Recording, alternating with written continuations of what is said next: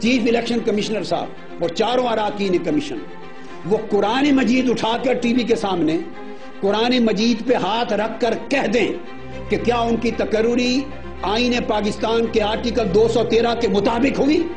وہ قرآن پر ہاتھ رکھ کر خود کہہ دیں, میں اپنا کلیم واپس لے لوں گا.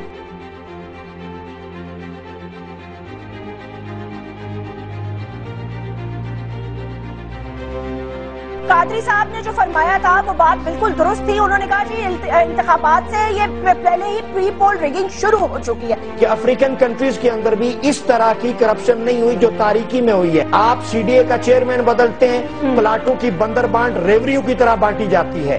آپ نے آخری رات 60 کروڑ روپے شوگر مل کے قرضے معاف کروا دیے. میں اگر معصومانہ سا سوال کروں اس قوم کا مقدمہ سمجھتے ہوئے ڈاکٹر طاہر القادری کی زبان سے کہ آپ آخری رات ایک دن میں آخری دن اسمبلی کے عوام کے فائدے کا ایک بل ہی پیش کر دیتے.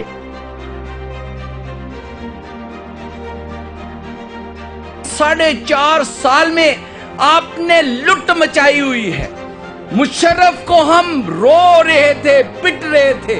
37 بلین کا جناب اس نے قرض ہماری قوم پہ چھوڑا ہے, اور انہوں نے 4 سالوں میں اس کو ڈبل کر کے 70 سے زیادہ بلین ڈالر جو ہے وہ قرض دے دیا.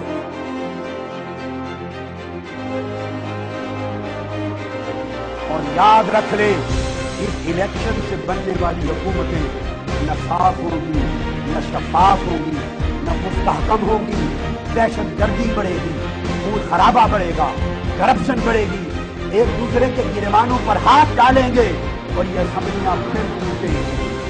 The way people have governed, corrupt politicians, جنہوں نے خون چوس چوس کے پاکستان کو کمزور کر دیا, اور پھر جب بھی بات کرتے ہیں کہتے ہیں جی ہم نے تو ڈیموکریسی کے لیے 5 سال مکمل کر دیے. بھائی لعنت ہے تمہارے 5 سال میں, آپ نے تو لٹ لٹ کے پاکستان کو کھایا ہے 5 سال.